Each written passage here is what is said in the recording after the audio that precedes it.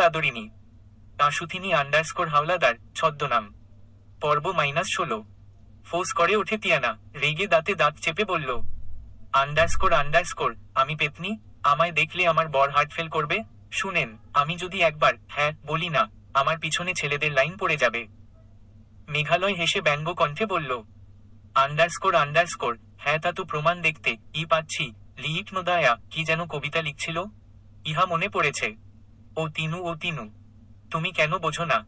তোমার বিরহে মরছি তিনু। তুমি কেন দেখছো না? কেন ভালোবাসছো না? ও তিনু রে, কেন বোঝা না আমার তিনু রে? মেঘালয়ের গলা চেপে ধরে তিয়ানা। হো হো করে হেসে ওঠে মেঘালয়। তিয়ানার হাত ধরে গলা ছাড়িয়ে তিয়ানাকে পিছনে মুড়িয়ে তার হাত মুচড়ে ধরে মেঘালয়। তিয়ানার পিঠ মেঘালয়ের বুকে গিয়ে লাগে। ফোঁস ফোঁস করে ওঠে তিয়ানা। নিজের সমস্ত শক্তি ব্যয় করে হাত ছাড়াতে ব্যর্থ হয়ে চুপ মেরে শান্ত হয়ে যায় সে। শব্দ করে হাসে মেঘালয়। পিছন থেকে ঝুঁকে তিয়ানার দিকে তাকিয়ে হেসে বলল, কি তিনুরানী? সরি, সুন্দরী নয় হারানি ক্লিওপেট্রা এনার্জি শেষ? দুঃখী চোখে মেঘালয়কে দেখে তিয়ানা ফুপাতে থাকে সে, তবে কান্না আসছে না। বাম ভ্রু কুটি করে মেঘালয় বাঁকা হেসে তিয়ানার কানের কাছে মুখ নিয়ে দুষ্ট কণ্ঠে ফিসফিস করে বলল, তিনু বুঝতে পারছিস? তোর আর আমার আজ বিয়ে হয়েছে। তুই আমার বউ। আজ আমাদের বাসর রাত। বিছানা দেখ ফুল দিয়ে সাজানো। আমার না কেমন বাসর ফিলিংস হচ্ছে। মেঘালয়ের বলা শব্দগুচ্ছগুলো তিয়ানার কর্ণকুহরে পৌঁছানো মাত্র তিয়ানার হেঁচকি উঠে যায়। হেসে দেয় মেঘালয়। হাসতে হাসতে তিয়ানাকে ছেড়ে বিছানায় শুয়ে পড়ে সে। তিয়ানা ফ্যালফ্যাল করে মেঘালয়ের হাসি মুখের দিকে চেয়ে থাকে। মেঘালয়ের হাসি দেখে তিয়ানার হেঁচকি থেমে যায়। হঠাৎ মনে হলো তিয়ানার বেশ কয়েক বছর পর আজ প্রথম মেঘালয় তার সাথে এত স্বাভাবিকভাবে কথা বলছে। তিয়ানা তার কিশোরী বয়স থেকে দেখে আসছে মেঘালয় তার সাথে ধমক ছাড়া কথা বলতো না। কেমন একটা দূরত্ব রেখে চলতো, এমন যে সে কোনো ছোঁয়াচে রুগী। তার ছোঁয়া লাগলে ক্ষতি হয়ে যাবে খারুচটার। তিয়ানাকে ফ্যালফ্যাল চোখে চেয়ে থাকতে দেখে দুষ্ট হাসে মেঘালয়। তিয়ানার হাত টান দিয়ে তার পাশে শুয়ে দেয়। মেঘালয় শোয়া থেকে উঠে হালকা তিয়ানার দিকে ঝুঁকে বাঁকা হেসে ভ্রু নাচিয়ে বলল, শুরু করি বাসর? মেঘালয়ের কথায় পেটে মোচড় দিয়ে ওঠে তিয়ানার। আমতা আমতা করে তুতলে বলল, মোমোয়ানে। তিয়ানার ঘাড়ের কাছে মুখ নেয় মেঘালয়। ঠোঁটের কোণে দুষ্টু হাসি বিদ্যমান বলল, বিয়ে করলাম আর বাসর করব না তো হয় না। তিয়ানা কাদো কাদো মুখ করে মেঘালয়কে ঠেলে শোয়া থেকে উঠে বসে জোরে জোরে শ্বাস নিতে থাকে। মেঘালয়ের গরম নিঃশ্বাস তার ঘাড়ে এসে লাগছিল। নাম না জানা অনুভূতিতে শ্বাস আটকে যায় তার। প্রথম কোনো পুরুষ তার এত কাছে, যে কিনা তার স্বামী। মেঘালয়কে আর চোখে দেখে কাদো কাদো কণ্ঠে বলল, আপনি এত স্বাভাবিক কেমনে ভাইয়া? এই জীবনে আমি আপনারে এমন ভালো মিষ্টি মিষ্টি কথা আমার সাথে অন্তত বলতে দেখিনি। আপনার মুখের কথাগুলো হঠাৎ তেতো থেকে মধুতে কেমনে পরিণত হলো? নিশ্চয় কোনো মতলব আছেন আপনাকে বিয়ে করছি বলে। কিন্তু বিশ্বাস করেন ভাইয়া, আমি কিচ্ছু জানি না। আমাকে জোর করে বিয়ে দিয়েছে, আমি এটাও জানতাম না বর আপনি। মেঘালয় চোখ কুঁচকে তাকিয়ে থাকে তিয়ানার দিকে। তিয়ানা খানিক্ষণ ভেবে কনফিউজড হয়ে বলল, ভাইয়া, আমাকে না হয় সবাই জোর করেছে, আপনি রাজি হইছেন কেন? থতমত খেয়ে যায় মেঘালয় তিয়ানার থেকে দৃষ্টি সরিয়ে অন্য পাশে ফিরে চোখ বন্ধ করে শুয়ে পড়ে সে। তিয়ানা হতভম্ব হয়ে মেঘালয়ের দিকে চেয়ে থাকে। মেঘালয় তিয়ানার দিকে ফিরে হাই দিয়ে বলল, ঘুমিয়ে পড় তিনু, আমার খুব ঘুম পাচ্ছে। তিয়ানা সন্দেহ নিয়ে বলল, কিন্তু আমার উত্তরটা? কথার উত্তর দেয় না মেঘালয়। ঘুমের ভান ধরে মটকা মেরে শুয়ে থাকে। দীর্ঘশ্বাস ফেলে তিয়ানা পলকহীনভাবে তার পাশে ঘুমিয়ে থাকা মেঘালয়কে দেখছে সে। মনে হচ্ছে স্বপ্ন দেখছে সে, যা একটু পর ভেঙে যাবে। বিশ্বাস করতে পারছে না তিয়ানা। মেঘালয় তার পাশে তার বিছানায় ঘুমিয়ে আছে। দুজন এক ঘরে একসাথে বৈধভাবে রাত কাটাচ্ছে। অবিশ্বাস্য ঘটনা। তিয়ানা কখনো কল্পনাও করেনি যে এই দিনটি সত্যি সত্যি তার জীবনে আসবে। মেঘালয় তার স্বামী। বুকের ভিতর তোলপাড় শুরু হয় তিয়ানার। অন্য এক অনুভূতি যার সাথে সে পরিচিত না। একটু সংকোচ, একটু ভালো লাগা, আরো অনেক অনেক অনুভূতি সে বুঝতে পারছে না। বুকে যন্ত্রণা হচ্ছে তার, কেমন যেন জ্বলছে। শ্বাস আটকে যাচ্ছে অতি উত্তেজনায়, খুশিতে। বিড়বিড় করে বলল তিয়ানা, আপনি সত্যি এখন আমার স্বামী? শুধু আমার বিশ্বাস হচ্ছে না। আমার পেটের ভিতর কেমন গুরুম গুরুম করছে। দেখুন, আমি শ্বাস নিতে পারছি না। এমন কেন এই অনুভূতি? আচ্ছা, আপনারও কি এমন হচ্ছে? শুনুন, আমি না সত্যি এখনো বিশ্বাস করতে পারছি না। কি করি বলুন তো? আপনার সাথে এক বিছানায় একসাথে শুতে আমার লজ্জা লাগছে। কই, আপনার তো তেমন হচ্ছে না। পুরো নাক ডেকে ঘুমাচ্ছেন আর এখানে আমি দমবন্ধকর অনুভূতিতে পিষ্ট হচ্ছি। থ্যাঙ্কস আমার মেয়ের অনুভূতিটা বোঝার জন্য। সিগারেটে শেষ টান দিয়ে অবশিষ্ট অংশটুকু বেলকনি থেকে বাইরে ফেলে দেয় সাদিদ। তুলিকার কথার উত্তরে তাচ্ছিল্য হাসে সে। তুলিকার দিকে ফিরে তার চোখে চোখহ রেখে বলল, আন্ডারস্কোর, তিয়ানা আমার আর তিয়াসার মেয়ে তোমার নয়। তাছাড়া আমি তুমি নই যে কারো অনুভূতি বুঝবো না, তার অনুভূতির মূল্যায়ন করব না। নিজে যা ঠিক মনে করব তাই করব। ওপাশের মানুষটা কি করে বাঁচবে সেদিকে লক্ষ্য রাখবো না। তোমার মতো স্বার্থপর নই আমি। সাদিদের প্রথম বলা বাক্য শোনা মাত্র বুকের ভিতর খা খা করে ওঠে তুলিকার। তবে পরে বলা বাক্য শুনে হাসে সে। হেসে বলল, আন্ডারস্কোর, এমন তো না। তুমি অসুখী ছিলে, ভালো তো ছিলে আমার বোনকে নিয়ে। তাহলে বাঁচবে না কেন? দুটো সন্তানও জন্ম দিয়েছ, তারা তো আর আকাশ থেকে পড়েনি নাকি? তুমি চিনতে পারোনি তুলিকা নয় তিয়াসার সাথে ঘর করছো। এই তোমার ভালোবাসা, একক উদ্ধৃতি চিহ্ন। তুলিকার এখনও কোথায় রাগ ওঠে সাদিদের। তুলিকার দুই কাঁধ শক্ত করে চেপে ধরে নিজের কাছে টেনে হিসিয়ে বলল, আন্ডারস্কোর, আমার ভালোবাসা নিয়ে অন্তত তোমার মুখ থেকে কোনো ব্যাখ্যা শুনতে চাই না।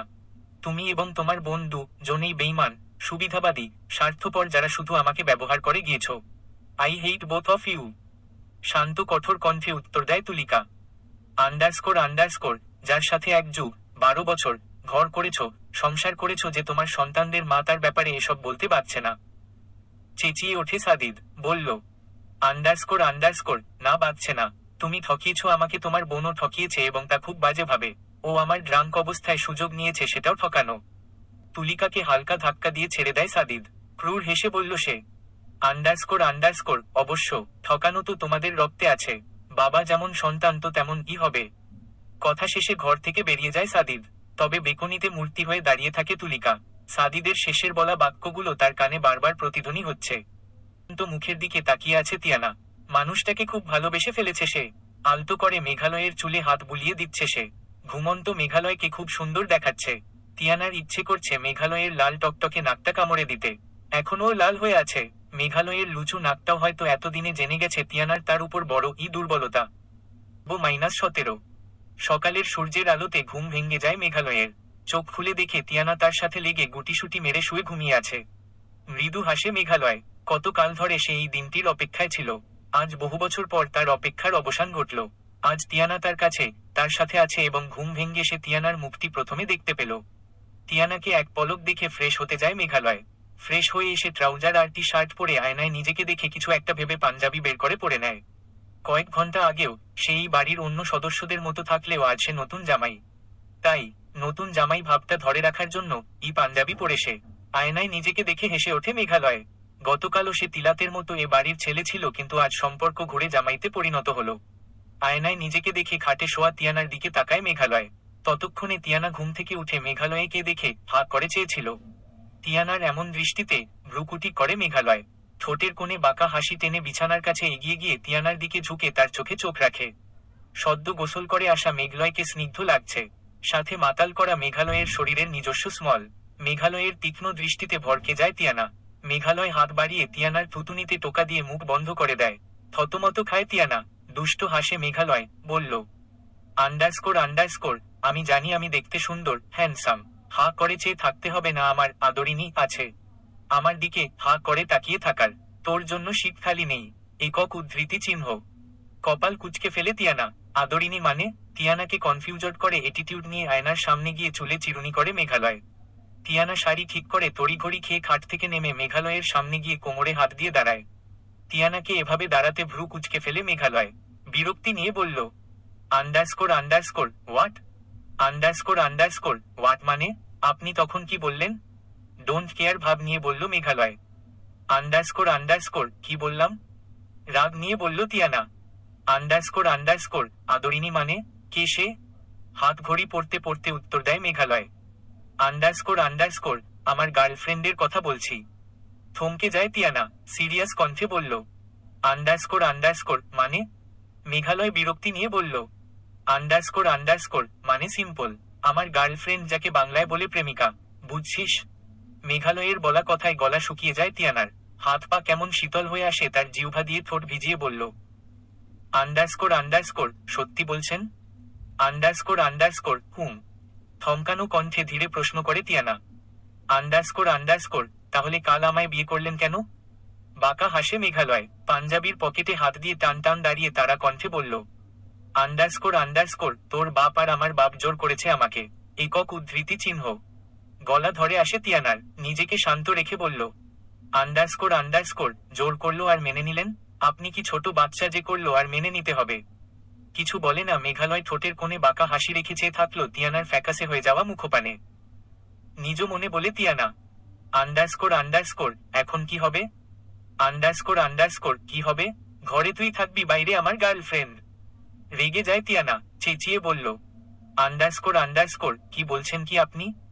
শান্ত কণ্ঠে বলল মেঘালয়, আন্ডারস্কোর যা বলছি ঠিক বলছি। তুই তো বললি তোকে জোর করে বিয়ে দেয়া হয়েছে, যার সাথে বিয়ে তাকেও জানতি না। আমাকেও জোর করা হয়েছে, সো তোর যদি ইচ্ছে হয় তুই আমার সাথে থাকবি, না হলে না। থমকে যায় তিয়ানা। মেঘালয় এক পলক তিয়ানাকে দেখে ঘর থেকে বেরিয়ে যায়। যাওয়ার আগে একবার পিছু ফিরে বলল, আন্ডারস্কোর ও হ্যাঁ, আমি কিন্তু আমার গার্লফ্রেন্ডকে বিয়ে অবশ্যই করব। সমানে গুটিয়ে যাচ্ছে মৌমিতা ঘুম থেকে তোলার জন্য, তবে তার সেদিকে মন নেই। সে চোখহ খেচে বন্ধ করে আছে। আজ যাই হয়ে যাক ঘুমবে সে। বিরক্ত হয় মৌমিতা, বলল, আন্ডারস্কোর তুমি উঠবে নাকি? ঘরে আজ খাওয়া বন্ধ হবে তোমার। মৌমিতার কথা শেষ করতে দেরি অভিকের ঘুম থেকে উঠে বসতে নয়, সেটা দেখে কুটিল হাসে মৌমিতা। আলমারি থেকে জুয়েলারি বক্স বের করে অভিকের সামনে এনে রেখে বলল, আন্ডারস্কোর দেখো তো এই হারটা তিনুর জন্য কিনেছি, মানাবে না? অভিক বিরক্ত হয়ে বলল, আন্ডারস্কোর তুমি এটা দেখাতে আমার সাধের ঘুম ভাঙ্গালে। খুশি গদগ্ধ হয়ে বলল মৌমিতা, আন্ডারস্কোর হ্যাঁ, আর দেখো এই শাড়িটা অনেক সুন্দর না? আমাদের তিনুকে ভালো লাগবে না? মৌমিতার কাণ্ডে হতাশ অভিক কিছুক্ষণ আহমকের মতো নিজের প্রিয়তমা স্ত্রীর দিকে চেয়ে থেকে শাড়ি দেখায় মন দিল। শাড়ি নেড়েচেড়ে বলল, আন্ডারস্কোর হ্যাঁ সুন্দর, কিন্তু এসব কিনলে কখন? আন্ডারস্কোর কাল হসপিটাল থেকে ফেরার পথে। অবাক হয় অভিক, বলল, আন্ডারস্কোর আগে তো অনেক কিছু কিনেছ। হেসে বলল মৌমিতা, আন্ডারস্কোর তাতে কি? তিনু আমার একটা মাত্র ছেলে, একটা মাত্র বউ। ওর জন্য কিনবো না তো কার জন্য কিনবো? তিনু তো শুধু আমার মেঘের বউ না, বউ হওয়ার আগে আমার মেয়ে। মৃদু হাসি অভিক। মৌমিতার মেয়ের খুব শখহ ছিল। মেঘালয় হওয়ার পর যখন মৌমিতা দ্বিতীয়বার কনসিভ করে, বেবিটা পেটে মারা যায়। ডাক্তার বলে দেয় দ্বিতীয়বার আর সিজার করা যাবে না, তাই বেবি না নেয়াই ভালো। নিলে যে কোনো একজনকে বাঁচানো যাবে। তারপর আর অভিক সাহস করেনি, তবে মৌমিতা বেশ পিড়াপিড়ি করত কিন্তু অভিককে তলাতে পারিনি। তারপর যখন তিয়ানা হলো, সেই থেকে তিয়ানা তাদের চোখের মণি। মুচকি হেসে পিছন থেকে মৌমিতার কোমর জড়িয়ে কাছে টেনে ধরে তার ঘাড়ে ঠোঁট ছোঁয়ায় অভিক। কেঁপে ওঠে মৌমিতা, মেকি রাগ নিয়ে বলল, আন্ডারস্কোর করছো কি তুমি? দরজা খোলা আছে, বুড়ো বয়সে ভীমরতি হয়েছে তোমার। শব্দ করে হেসে ওঠে অভিক, বলল, আন্ডারস্কোর দরজা খোলা তাতে কি? বাসায় তো কেউ নেই, ছেলে তো তার শ্বশুর বাড়ি। অভিকের থেকে নিজেকে ছাড়িয়ে উঠে দাঁড়ায় মৌমিতা, জুয়েলারি বক্স হাতে নিয়ে বলল, আন্ডারস্কোর ছেলে নেই বাড়িতে, কিন্তু রুমা তো আছে। রুমা যদি এসে পড়ে? আমি নিচে যাচ্ছি, ফ্রেশ হয়ে খাবার টেবিলে আসো। আর হ্যাঁ, রুমার আজ স্কুল আছে, হসপিটালে যাওয়ার সময় ওকে ছেড়ে যাবে। মৌমিতার যাওয়ার দিকে অসহায় চোখে তাকিয়ে থাকে অভিক। বউটা তাকে পাত্তা দিচ্ছে না। বিয়ে করে বাঘ থেকে বিড়াল হয়ে গেল সে। বিছানায় হাত পা গুটিয়ে বসে আছে তিয়ানা। ফ্রেশ হয়নি এখন অবধি। হাত পা কেমন অসাড় হয়ে গেছে তার। গত রাতে সে খুশি ছিল তার বিয়ে মেঘালয়ের সাথে হওয়ায়। আজ ভাবছে কেন হলো বিয়েটা। এখন কি করবে সে? মেঘালয়কে সে রগে রগে চিনে। মেঘালয় যখন একবার বলছে সে তার প্রেমিকাকে বিয়ে করবে তো করবে, তিয়ানা চাইলেও আটকাতে পারবে না। বুকের ভিতর তোলপাড় হচ্ছে তিয়ানার। মাথা খালি খালি লাগছে। কি করবে বুঝতে পারছে না সে। কি করা উচিত তার? নিজের জায়গা ছেড়ে দেবে? তাছাড়া উপায় নেই। মেঘালয়কে সে অন্য কারো সাথে মেনে নিতে পারলেও ভাগ করতে পারবে না। সে তো ভেবে নিয়েছিল মেঘালয় তার হবে না, সেটা সম্ভব না। আর আজ যখন বিয়ে হলো তখন জানলো মেঘালয় অন্য কাউকে ভালোবাসে। বিয়ের আগে জানলে কি এমন ক্ষতি হতো? জানলেও বাকি করতো সে? তিয়ানা তো জানতো ইনা তার বিয়ে মেঘালয়ের সাথে হচ্ছে। কোনো মেয়ে স্বামীকে ভাগ করতে পারে না, আর না সতীন নিয়ে সংসার করতে চায়। তাহলে কি করবে সে? মেঘালয়কে ডিভোর্স দেবে? পর্ব -18।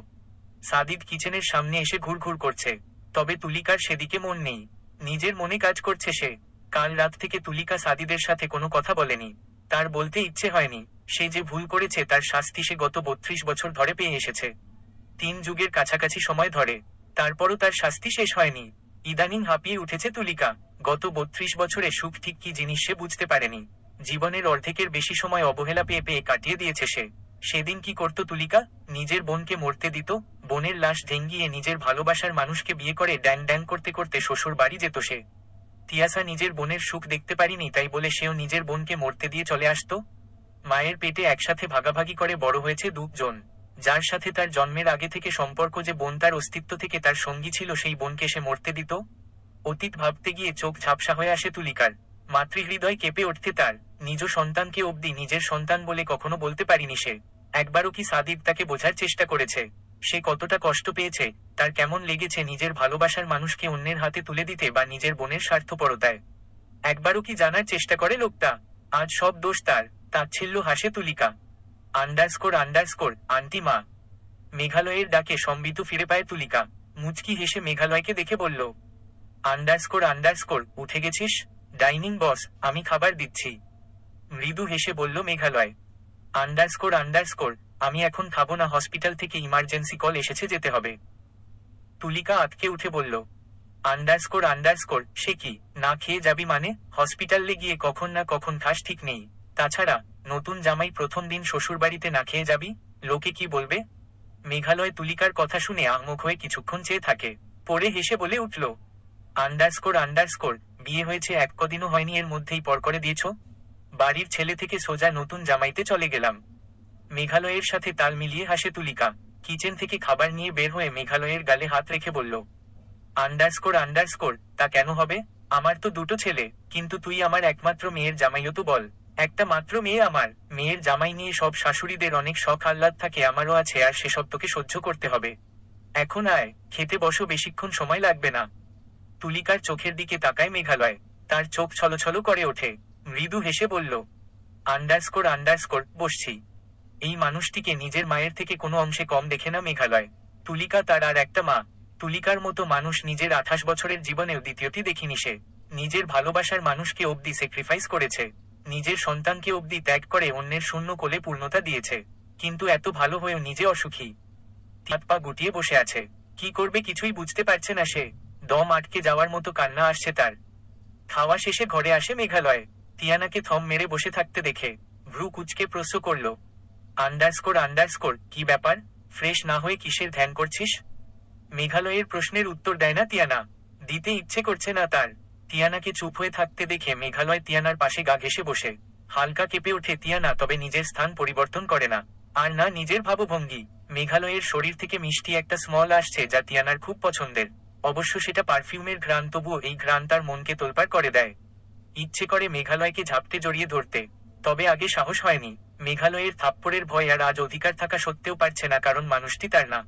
কোনো মেয়ে কি সহ্য করতে পারে নিজের স্বামীর মুখ থেকে অন্য কাউকে ভালোবাসে কথাটি শুনতে? সে যদি আবার নিজের ভালোবাসার মানুষ হয়।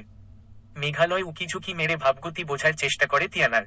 কিন্তু না, মহারানী খুব মনক্ষুণ্ণ হয়ে ধ্যান করছেন। আলতো হাসে মেঘালয়। পিছন থেকে হাত বাড়িয়ে শাড়ির উপর দিয়ে তিয়ানার পেটে হাত রেখে তার দিকে টেনে আনে। মেঘালয়ের ঠান্ডা হাত পাতলা শাড়ি ভেদ করে তার শরীরে লাগে। হঠাৎ মেঘালয়ের এখনো কাণ্ডে শিউরে ওঠে তিয়ানা।